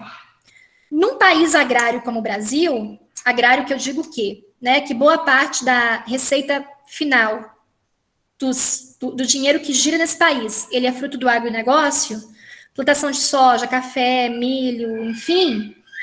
É interessante para quem é dono do agronegócio que haja pessoas analfabetas, né? Porque elas seriam, então, prontas para o trabalho braçal na roça. Então, há um movimento muito forte no Brasil hoje, principalmente desses poderes relacionados ao agronegócio, contra a alfabetização das crianças que moram no interior ainda, né? São forças muito fortes, financeiras muito fortes, contra a democratização da leitura e da escrita. Países que investem em educação e preparam suas gerações avançam em todos os campos, no meio ambiente, na saúde, na violência que diminui. Então, assim, quanto mais se educa uma população, melhoram os índices de qualidade de vida dessa população. Os pais que incentivam os filhos ao estudo dão-lhe uma herança, né, da qual nada lhes poderá ser tirado.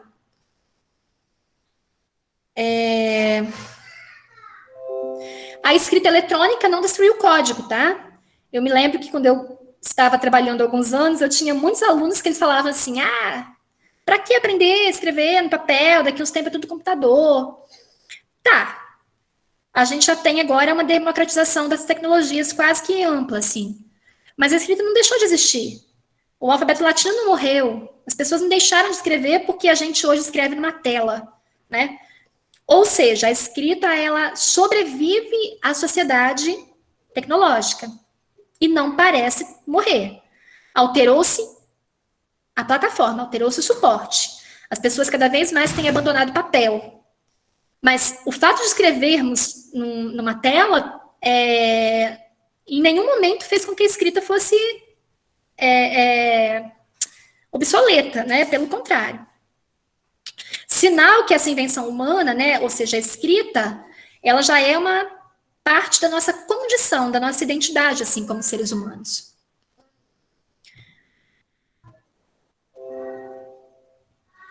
Eu trouxe aqui duas frases. Desde que o homem começou a organizar o pensamento por meio de registros, a escrita foi se desenvolvendo e ganhando extrema relevância nas relações sociais, na difusão de ideias e informações. A escrita ficou ameaçada com o advento do telefone, televisão e do cinema, mas logo recuperou sua força, né? Eis que surgiu a internet, ela veio ainda mais forte no e-mail, no blog, no Twitter, e as pessoas continuam a escrever. Nenhuma sociedade avança sem o domínio da escrita. Daí reside o valor do professor. Ele é o canal, né, que vai conduzir a criança, o educando, ao domínio desse registro. Então, daí procede a sua relevância na sociedade. Se ele perder essa relevância, ou seja, se ele perder a sua função de levar os alunos à aprendizagem da escrita, ele perde também a sua relevância como função na sociedade. Por isso, eu me preocupo muito quando dizem que o professor tem que ser tudo, né? Quando, na verdade, a grande função dele é ensinar a ler e escrever, né? Esse é o grande valor dele. Uma frase aqui muito conhecida do Erasmo de Roterdã se refere ao fato de que muitas pessoas dizem que não gostam de escrever, né? E você escuta isso muito. Eu não gosto de escrever, eu não gosto de escrever, eu não escrevo bem. Mas o gosto pela escrita, ele cresce só à medida que se escreve. Então, uma das leis do mundo da escrita é que você aprende a escrever escrevendo, e você aprende a gostar de escrever escrevendo também. E quando você chega num patamar de paixão realmente pela escrita, o vício é tão grande que você não quer parar de escrever. E aí você não consegue mais separar a sua realidade do seu processo de produção. Assim, você quer o tempo todo estar escrevendo, porque aquilo é muito prazeroso. Eu digo para vocês que eu demorei muito a chegar nesse patamar, assim, de ter prazer por escrever. Eu não tinha. Eu tinha as minhas dificuldades, como tenho, e eu cheguei a um patamar hoje de prazer, assim, eu gostaria de abandonar tudo, às vezes, assim, e falar, nossa, quero me trancar numa sala e só escrever, porque é isso que eu gosto de fazer. Não posso. Porque ao professor é negado tempo para estudar, tempo para produzir, né? O professor brasileiro não tem esse direito. Quando ele faz isso porque ele está teimando, ele está tentando resistir, ele está tentando lutar contra as forças que estão contra ele, mas ele não tem esse tempo, nem essa motivação. Mas eu cheguei num patamar, assim, há pouco tempo, que me dá um prazer imenso escrever, né? E é isso que realmente causa a escrita quando você atinge esse patamar. Você ama produzir, né? Tem pessoas que não sentem isso no Brasil. Na verdade, boa parte dos brasileiros não tem prazer em escrever. E a gente vai nas próximas aulas entendendo por quê, né? E isso, às vezes, ocorre porque foi negado a elas, né? O tempo de dedicação e a qualidade da aprendizagem da escrita que ela precisaria para chegar nesse patamar. Pessoal, essa aula foi isso, e eu vou abrir para perguntas. Eu vou jogar aqui o Google Forms para vocês também responderem a chamada. Vocês querem fazer perguntas? Querem falar alguma coisa? Querem jogar um exemplo? Eu vou jogar também lá no AVA atividades referentes a essa aula, tá? E também é um material que já está lá. Quando eu estava presencial, eu fazia um trabalho nas escolas, a gente ia para as escolas, fazia uma pesquisa bem prática, mas agora não vai dar. E eu vou ter que fazer de maneira diferente, mas aí eu vou encaminhar um material lá para vocês produzirem alguma coisa. Essa foi a primeira aula, nas próximas aulas a gente vai trabalhar mais técnicas mesmo, habilidades, competências. O que eu quero que fique da aula hoje é essa questão da manipulação da escrita pelas classes dominantes, né? Como há uma disputa em torno dela. Como as classes dominantes têm medo que as classes pobres aprendam demais, né? Um pouco da escrita e da leitura. Que elas aprendam, mas só o necessário para o mercado de trabalho. Eu estava vendo a reforma do ensino médio, né? Que vai acontecer a partir do ano que vem. Eu achei assim, fim do mundo. Eles tiraram 3 aulas de português da terceira série, né? Então, a terceira série tinha tantas aulas, agora vai ter menos 3. Aí, no lugar das aulas de português, puseram outras aulas, assim, nada a ver. Eu falei, gente, isso foi a reforma do Michel Temer, né? É muito claro que eles querem tirar ali, eles querem esvaziar, né, os conteúdos que as classes proletárias vão aprender. Então, para que aprender muito? Então, tiraram filosofia, tiraram história, tiraram geografia, tiraram sociologia, tiraram aulas de português, né? Eles querem ter um controle, né? Você vai aprender, mas tá bom, só esse pouquinho aqui. Então, é muito claro, assim, como que as classes dominantes agem em relação às classes minoritárias, né? E em relação ao professor, por exemplo, eles também não gostam do perfil do professor que estuda muito, que escreve, que lê, né?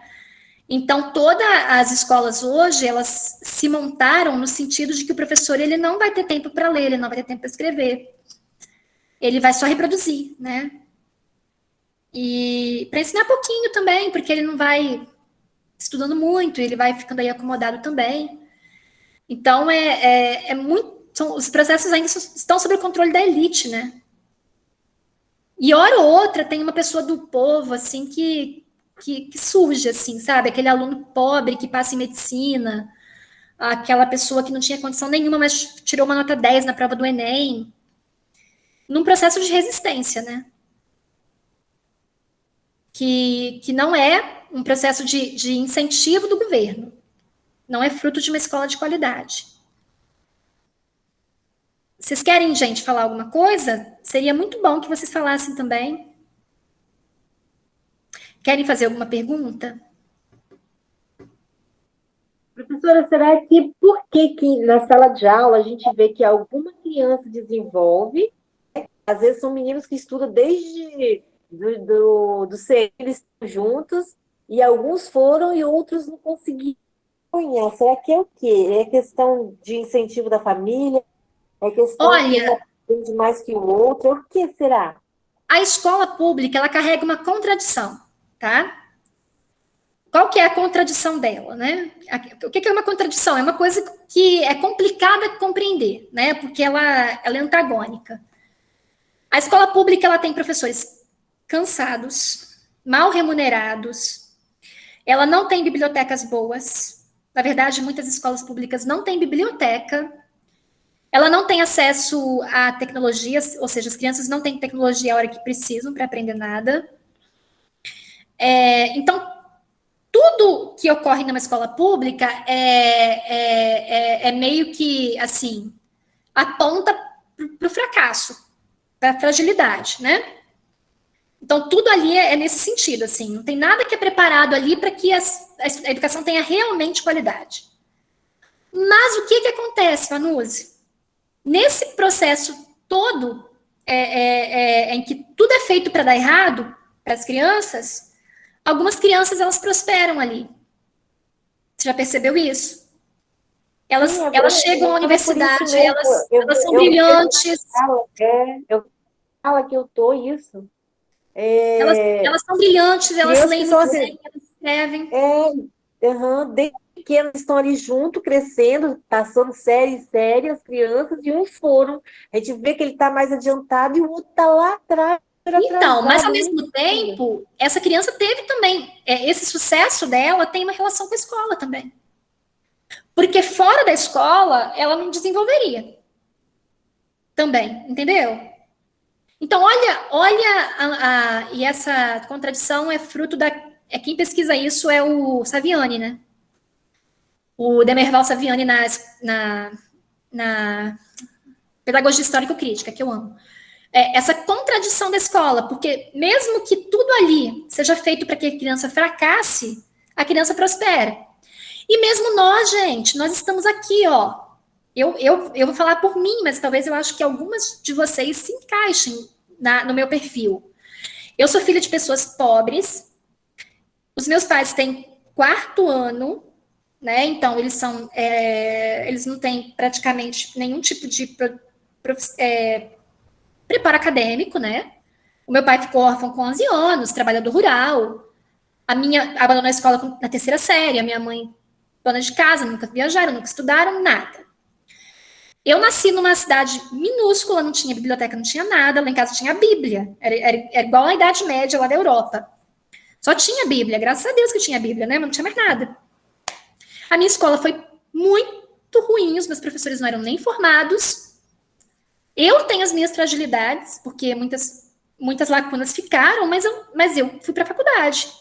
Eu cheguei no mestrado, estou no doutorado. Tipo assim, é contraditório, mas eu consegui.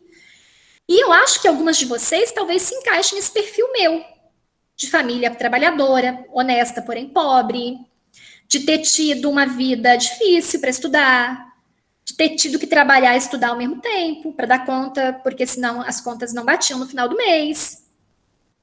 A minha faculdade eu fiz toda trabalhando sem parar. Sempre na correria, para entregar um trabalho, eu tinha que me matar na madrugada. Então, assim, eu acho que talvez algumas de vocês venham dessa realidade, mas estão aqui. Então, assim, nós também somos frutos dessa contradição. Porque mesmo estando num ambiente para que nós fracassássemos, né, tudo era feito para que as coisas não dessem certo, na questão acadêmica, a gente está na universidade. Então, essa é uma contradição da escola pública, que mesmo com tudo muito frágil, muitos alunos da escola pública prosperam. Eu tenho alunos na escola pública, e eu tenho até alguns professores, e eu fico com raiva, mas sou obrigada a ser amiga assim mesmo, vou levando, né? Que eles falam assim, nossa, cotas é um absurdo. É um absurdo que alguém use cotas para entrar na UFES, né?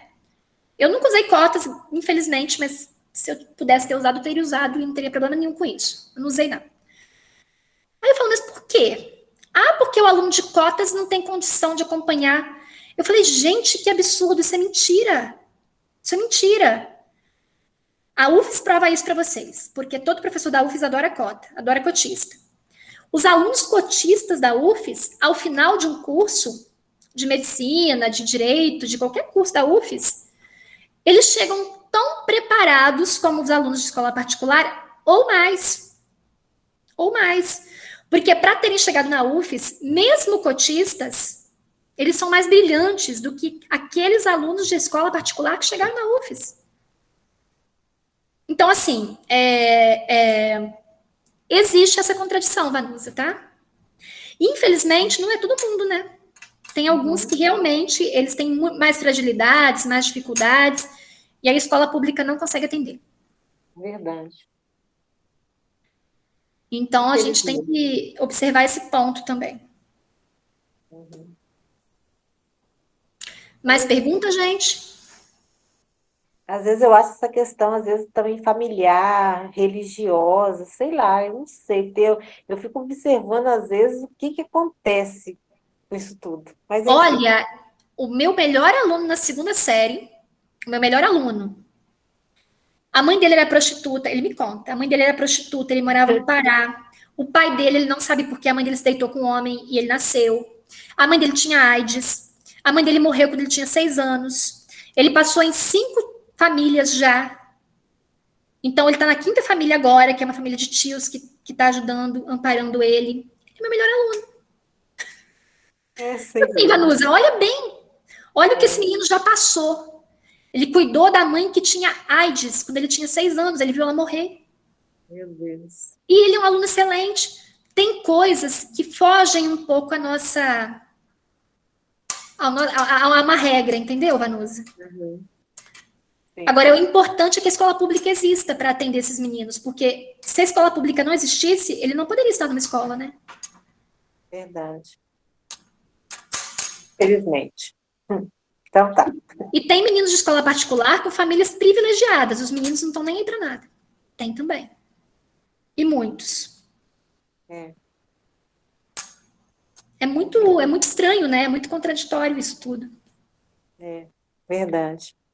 Eu falo que a gente nunca pode desacreditar num aluno nosso, assim. Eu tenho 7 dias na semana. A melhor coisa da minha vida na semana é quarta-feira à noite, quando eu tenho aula do meu professor Luiz Eustáquio, que é um professor da UFES, né? É o melhor momento, não tem nada que seja melhor do que eu ter aula do Luiz Eustáquio, nada hoje. Hoje eu espero a quarta-feira à noite chegar. Porque eu não sei, pra mim é a melhor coisa do mundo é a aula dele, do mundo, no momento agora. Eu falei, Luiz Eustáquio, como é que uma pessoa pode ser tão inteligente? Eu não entendo, não, como é que tem uma cabeça tão assim? Aí ele começou a me contar a vida dele. Ele fez EJA. Ele fez EJA. Hoje ele é professor do UFES. Eu também. Uma vez na sala de aula, eu fiquei muito magoada com o Marcos Patrício, porque ele falou que pessoas que vêm do EJA não têm capacidade igual uma pessoa... Será que ele falou aquele assim? dia eu fiquei tão magoada. Assim, magoada não, chateada, porque eu fiz isso. Chateadinha, né? Agora já foi, mas aquele dia eu fiquei muito assim, falei, meu Deus, como é que pode falar uma coisa dessas? Mas enfim, cada um tem sua opinião. Aí eu falei assim, gente, a pessoa mais inteligente que eu conheço, deve ter alguém mais inteligente que o Luiz Eustáquio, mas é que eu mais conheço hoje é ele, né? Aí eu falei, gente, Luiz Eustáquio, eu fiquei perguntando, porque eu achei que o Luiz Eustáquio tinha vindo de uma família muito rica. Uhum. Que desde cedo ele tinha tido uma infância privilegiada. Uhum. Porque o cara, ele é muito assim, sabe? Eu sei reconhecer alguém inteligente, pelo menos isso. Aí eu falei assim, cara, me conta um pouco a sua história. Assim, porque, por exemplo, o Vygotsky, que é um pedagogo que a gente fala muito, né? O Vygotsky, você já ouviu falar, eu acho, né? O Vygotsky era podre de rico, podre. A família dele era bilionária. Então, a gente até entende por que o Vygotsky foi o Vygotsky, porque ele tinha toda a condição do mundo para ser quem ele era. O Saussure também. O Paulo Freire não era rico, mas ele tinha 3 irmãos mais velhos. O pai e a mãe eram professores, então ele era o mais novinho, e a família trabalhou em torno dele para ele estudar. Então, mesmo que ele não fosse de família rica, ele teve muito amparo. Aí eu falei, o Luiz Eustáquio tem uma história assim. Ele falou, não, eu era da roça, eu era trabalhador rural, eu trabalhava em Minas, meus pais não sabiam praticamente ler e escrever. Eu terminei a escola porque eu fiz EJA. E sofri muito preconceito também. E hoje ele é um professor da UFES, que para mim, dos que eu tenho, é o mais inteligente. Pois é. São coisas que vai acontecendo e não tem explicação. Então, você não pode julgar um aluno, entendeu, Vanusa, assim? Sim. De que ele é um fracasso, um fracassado, porque a família é isso e aquilo. A gente tem que tentar fugir desses julgamentos morais, né? E, infelizmente, a gente, quando começa a ver professores, a gente vê que tem alguns que estão ali tão desmotivados, que parece que olha para aquelas crianças assim e fala, meu Deus, o que eu estou fazendo aqui? Esse menino sem futuro. Infelizmente, tem isso também. Mas quem somos nós para julgar que alguém não vai ter futuro? Olha aqui. Até professor, a gente vê que não tem esperança. Alguns, né? Não tem esperança nas crianças, naqueles meninos que estão ali na sala. Mas assim, eu sei, a gente cansa, não é fácil sala de aula, a gente fica cansada também, cansaço. Então, às vezes, a gente fala o que não deve, pensa o que não deve. De maneira não humana, às vezes, né? A gente perde até a nossa humanidade, fala o que não deve falar. Porque os meus alunos me contam assim, uma professora falou que eu vou ser um fracassado. Mas quem somos nós, né? Pense comigo, quem somos nós para falar assim? Você não vai ter futuro. Ou você vai ser um fracassado lá fora. Eu acho que a gente tem que se policiar muito para não falar isso. Eu vejo bonitinha a professora que eu fico uma semana com ela, Geisa. Ela fala todos os dias, ela fala para as crianças, vocês são capazes, vocês vão ser o que vocês quiserem. Eu acho aquilo tão bonito da parte dela, falar para os meninos isso. Todos os dias ela fala isso para eles. Mas assim, é um processo que a gente também não pode negar a realidade, né? Porque ao mesmo tempo que a gente fala isso, a gente tem que mostrar para ele o que ele tem que melhorar, né? Um processo meio... Mas ela fala isso todo dia para eles, vocês têm que estudar, vocês são capazes, sabe? Fica falando para eles aquilo, talvez aquilo vai botar na cabeça de alguém. Eu acho. Olhando para a criança com cara de desânimo, assim, esse menino tem jeito, é complicado. Eu até dei um cursinho essa semana lá para o pessoal da direção, porque a gente tem um projeto na Faceli para trabalhar com diretores, né? Para formar diretores, na verdade. Eu fiquei com a parte de comunicação. Até falei com eles, gente, o principal erro de diretor para mim, de coordenador, é você chamar os pais na escola só para falar de problema do filho. Você nunca fala com os pais deixam o filho lá e você...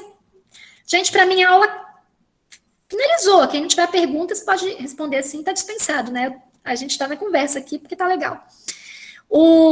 Aí eu falei assim, gente, a gente chama na escola só para falar problema. O seu filho fez isso, fez aquilo, seu filho tirou 0, seu filho não tá aprendendo. E o pai ele já chega na escola armado, assim, assustado, sabe? E a gente nunca chama o pai por uma conversa mais assim, para falar os pontos de qualidade do filho, para abrir uma conversa, né? Mas chamando o pai, assim, de uma maneira cordial, mais que afastando ele logo, apontando só problemas, né? Então, às vezes, a gente reclama da parte da família, que a família não ajuda, não sei o quê, mas a escola não constrói pontos com a família. Eu também acho isso. Já pensei nisso também. Então, essa falta de pontes, eu vou chamar a família, às vezes, empobrecida, cheia de problemas, cansada, com dificuldades 1000 para sustentar aquela criança, porque tem outras crianças também. Aí você chama na escola, a pessoa corre do trabalho para a escola, cheia de problemas, coitada, e você vai com mais porrada para cima dela. Você entendeu? Você vai cada vez mais afastando a escola da família. Eu acho também que a escola tinha que ter um plano também para ver se mudava essa realidade com os pais. Eu também já estava pensando isso. A semana na escola, a semana toda foi dia de reunião com os pais. Aí eu estava até pensando nisso também. De mudar, né, a comunicação. Isso. Eu também penso assim, sabia? Eu vejo tantas falhas, assim, eu falo, cara, você tem que também... Você tem que abrir conversa com os pais. Eu acho que é a escola que tem que abrir a conversa. E antes da gente começar a levar 1000 problemas para os pais, a gente tem que criar uma relação boa com eles, né? Sim. Para o pai entender que a gente quer ajudar. Às vezes a escola acha que o pai que cobra muito é enjoado. Tem uma mãe lá que o filho dela é especial. E ela cobra, ela exige que inclua o filho dela, que não deixe o filho dela de lado. E essa semana eu escutei certas pessoas falando que a mãe da criança é enjoada. E os pais não estão nem aí, as crianças ficam lá de qualquer jeito. Então é complicado. Não, nós como professores temos muitos problemas, né? Na nossa formação também. E também assim, e também não é culpando, porque eu tento fugir de julgamento moral. Nós estamos muito cansados, né, Vanusa? Também. Eu acho que, além de ter cansado esse negócio de incluir essas crianças com necessidades especiais na sala, um professor para fazer tudo sobrecarregou mais ainda. Olha, hoje, eu confesso assim, eu sou super a favor da inclusão. Eu acho que elas têm que estar ali na sala mesmo. Só que hoje, por exemplo, na minha primeira aula, eu tinha 3 especiais na sala. Gracinha, todos 3 lindos, assim. E aí eu fui trabalhar português na segunda série, já é uma matéria mais complicada, né? Não é que eles me atrapalharam, eu tive desafios ali para conseguir lidar com 3 alunos especiais, com outros que não eram especiais e com o meu conteúdo de português. É complicado, eu vejo também, difícil. Tanto que, ao final que eu terminei de explicar, o menininho que é a coisa mais linda do síndrome de Down, lindo, lindo, lindo. Ele veio na frente, pegou o meu livro e começou a explicar também. Aí ele falava daquele jeitinho todo com a dificuldade que ele tem. Eu aguento, eu sento na mesa, eu esqueço tudo, eu fico só olhando aquilo, as meninas desconcentram, fico olhando aquilo, porque não tem condição. E é complicado para o professor dar conta de a criança que já está mais avançada, o outro que está... Mas o Estado não paga cuidador. A prefeitura ele tem uma pessoa para ficar com a pessoa que tem necessidades especiais, o Estado não. Entendeu? Então, até a gente recomenda que quem tem filho especial até o 9º ano, deixe na prefeitura, porque o acompanhamento é melhor. No ensino médio, não tem jeito, ele tem que ir para a rede estadual, né? Aí, chegando na rede estadual, tem um cuidador por turno. Então, na minha escola, a gente tem 17 crianças com necessidades especiais de manhã, diversas, né? Tem crianças com mais dificuldade, com menos dificuldade, aí vai. E nós temos, acho que, 2 cuidadoras para 17. Aí tem uma cuidadora grávida, que não está indo por causa da Covid, e aí sobrou uma só. Ela não dá conta, a gente também não dá. Aí fica difícil. Fica difícil, né? Mas enfim. Ainda desafio, é todo dia um desafio diferente. E aí a professora vai ficando com olheira, o cabelo vai ficando branco. Trabalha no final de semana. Mas tem professor que é esforçado. Hoje mesmo a professora de ciência entrou na sala e falou com os meninos que estão observando eles, que não estão escrevendo corretamente, que ela vai agora ajudar a professora de português e que vai escrever tudo no quadro para eles poderem copiar.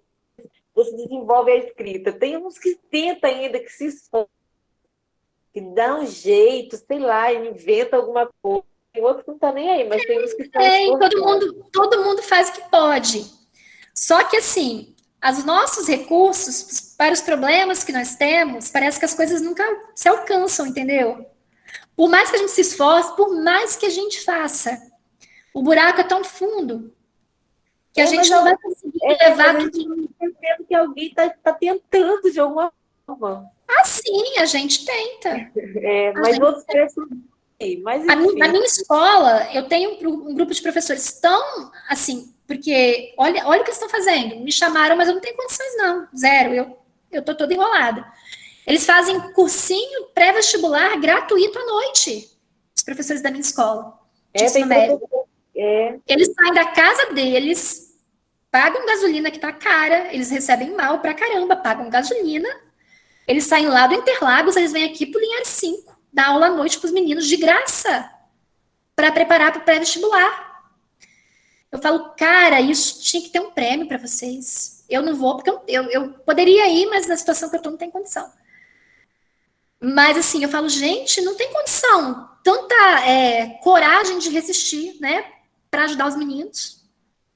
Sim, tem muitos professores esforçados. Tenta de alguma forma, mesmo sabendo que o buraco é grande, que não vai, mas tentando, tá inventando alguma coisa. Então, mas vê se eles teriam que fazer isso, sair do lar deles à noite, gastando dinheiro que eles não têm sobrando, para vir dar aula para os meninos. Eu fico admirada, eu falo, gente, vocês são demais. É muito amor pela profissão.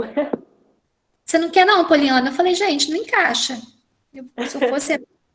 Não encaixa, não dá. Para mim, eu tô casada com filho pequeno e doutorado e facele, mas não fosse isso, talvez, né? Às vezes a gente não dá conta mesmo, né? Às vezes são pessoas mais disponíveis, né? Estão solteiros. Ainda. É isso. É isso. Talvez eu fosse como eles em outro momento eu fizesse, né? Hoje eu já não posso. Eu lembro que um professor meu lá da UFES, o Francisco Aurélio, ele é maravilhoso também. Ele até fez uma crônica uma vez, assim, que ele estava analisando a sociedade brasileira, porque a sociedade brasileira, me desculpa a palavra, tem muito bandido, né? Mas quando a gente fala bandido, a gente não pode associar o bandido à pessoa pobre de periferia, não. Tem muita gente rica que é bandida, mas não vai presa. É uma sociedade assim, se você observar, é muita gente se dando bem à custa da exploração do trabalho do outro, fazendo coisa errada. Vocês sabem disso, né? A coisa é feia no Brasil. Aí ele estava analisando assim, né? Quem no Brasil presta, assim? Quem que ainda é bom, quem ainda é ético, quem ainda tem respeito a valores, né? Esse meu professor da UFES fez uma crônica linda. E aí ele botou lá que ele acredita nas professoras, que as professoras seriam ainda, tipo, um último grupo ali de pessoas no Brasil que resguardam uma ética, que tem valor, que agem por empatia, né? Porque grande parte da sociedade brasileira não é assim. Não é. Age por interesse próprio, é individualista, não tem nenhum pudor em perder a ética, né? Ou nem ter. Aí eu comecei a pensar, falei, verdade. Os professores ainda resguardam, né? Eles são ali o último bastião da resistência nesse país, né? Poliana, tem essa crônica disponível na internet ou é... Na internet não, mas eu vou conseguir para vocês. É do Francisco Aurélio, é a coisa mais linda. Obrigada. Vou tentar conseguir, ela é linda. Professora, eu fico pensando pensando comigo mesmo. Dia de sexta-feira é um choque de realidade. Toda sexta-feira, tipo, a sua aula, entendeu? Ai, meu Deus. Sério, e é bom. E eu fico pensando, assim, várias coisas, tanto sobre os eixos da BNCC agora, dá pra gente pensar e refletir, pensar também na prática do estágio que nós estamos tendo oportunidade de ter, e aí, pra gente construir agora o que a gente vai ser, entendeu, como professor, e tá sendo uma experiência muito boa para mim, construir isso aprendendo com você toda sexta-feira, tá sendo muito bom. Obrigada, que bom né, que você está encontrando algum sentido, mas assim, eu não gosto de negar que os desafios serão imensos, porque a escola, ela é fruto da sociedade, a escola ela é fruto da sociedade, ela não está separada dela, não é um castelinho em cima do céu, assim, a escola ela é fruto da sociedade, ela é uma instituição social. A sociedade brasileira é uma sociedade frágil, cheia de desigualdade social, com muitos problemas internos, com muitas mazelas, né, que são de décadas, e essas mazelas recaem sobre a escola. Aí as pessoas falam, é culpa do Paulo Freire, pobre do Paulo Freire não fez nada. A única coisa que o Paulo Freire fez foi pensar nessa escola. E aí, não, a culpa virou dele, né? Acho que ele é culpado porque ele tentou pensar numa escola que fosse diferente para as classes pobres, né? Qual é o crime dele? Querer que as pessoas lessem, escrevessem, né? Essa semana, o Paulo Freire foi o centenário dele. Vocês viram isso? Até o Google botou lá a barbinha dele, né? A figura dele. E foram 100 anos de Paulo Freire, né? O que aconteceu? Ele começou a ser atacado nas redes sociais. Atacado. E aí até alguns juízes, eles puseram lá uma lei que não poderiam falar mal da memória do Paulo Freire, né? E aí o pessoal das fake news começaram a falar mal do Paulo Freire assim mesmo, de maneira mais implícita. Por que esse ódio a Paulo Freire? Por que dizer que o Paulo Freire acabou com a educação? Porque, na verdade, o Paulo Freire foi um dos que enfrentaram o sistema, dizendo que, na verdade, era a sociedade brasileira e o que essa sociedade fazia com a escola, né? E até hoje ele se tornou, assim, o monstrinho da elite, né? A elite odeia o Paulo Freire e a figura dele, o que ele representa. E, consequentemente, também, há um certo ódio ao professor no Brasil, né? As classes mais ricas não gostam do professor. Elas veem no professor uma resistência ao sistema e elas veem nele um perigo também. Porque é na escola que as classes minoritárias financeiramente estão, e apesar de ser uma escola frágil, com tudo que há de problemas numa escola hoje, dessa escola frágil saem muitas pessoas críticas. Então ela ainda resiste, né? Então é essa contradição que eu falei que a Vanusa aquela hora. Que a escola ainda traz, e essa contradição é perigosa, né?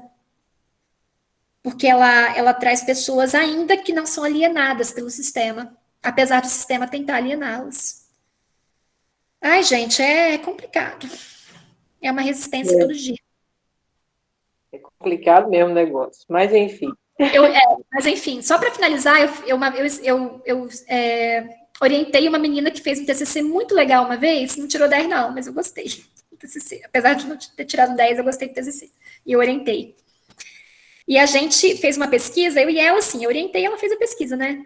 Sobre o perfil de professores que os brasileiros consideram ser o ideal, né? Assim, na cabeça do brasileiro, o que é um professor ideal? Assim, né? E aí eles trouxeram para nós uma imagem muito estereotipada, que é uma imagem antiga, né?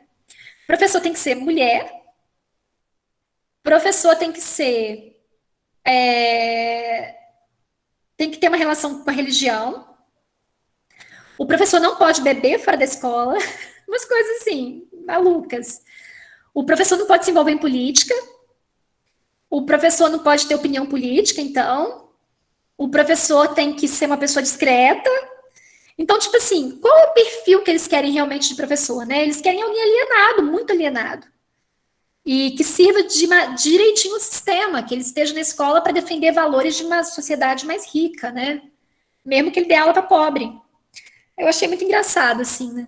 Aí, quando eu fui lá, quando a gente foi fazer uma pesquisa no passado, as primeiras professoras brasileiras, lá da época da República, elas se encaixavam nesse perfil. Tanto que elas eram motivadas a nem casar, elas não podiam sair à rua à noite, elas não podiam tomar sorvete sozinha, havia umas regrinhas assim. Elas não podiam, elas tinham que ser virgens, elas tinham que ter uma prática religiosa, elas não podiam se envolver em política, porque esse era um perfil de professora na época da República, quando eles começaram a construir as primeiras escolas, né? Então ela tinha que ensinar a ler e escrever, mas era só isso aí. Então, assim, eles tinham medo que as pessoas avançassem na sua criticidade nas escolas. Então, os professores tinham que ser alienados. Então, há um ataque muito grande às formações também dos professores, né? Não se quer muito que as faculdades que formem professores sejam muito boas também. Por isso, o ataque à universidade pública. Prefere-se que os professores se formem em EJA, né? Em EJA não, em EAD. Não falando mal de EAD, tá? Tem professores em EAD que são ótimos, mas prefere-se hoje essa formação em EAD, né? Então é isso. Mas acho que tá bom, né? 9 horas. Tô aqui falando demais. Acho que a aula foi boa. Tá, obrigada, então. Se vocês... A minha cara, sexta-feira, eu já tô cansada. Amanhã tem que acordar a prova, sim. Mas vamos na luta. Vocês conseguiram? Se vocês conseguiram responder a chamada, aí tá certinho, né? Vamos descansar. Sim, eu mandei a minha. Beleza, então, meninas. Tchau, tchau. Já tá bem, tá, professora? Tchau, Tchau. boa noite. Rapidinho, deixa eu falar uma coisa com você. Olha aqui esse sapato. A Sofia disse que ele cabe em você. Eu achei ele bonitinho. Não. Minha mãe também. 34, meu pé. Tá. Tá 36. Mas amanhã você fala com a minha mãe. Amanhã, se der eu e a Sofia brincamos de tarde, você vê com a minha mãe o sapato. Vocês brincaram hoje? Sua mãe vem de sapato também? Ela vem de sapato, joga, roupa. Tá. Se tiver uma coisa bonitinha, olha, traz pra eu olhar.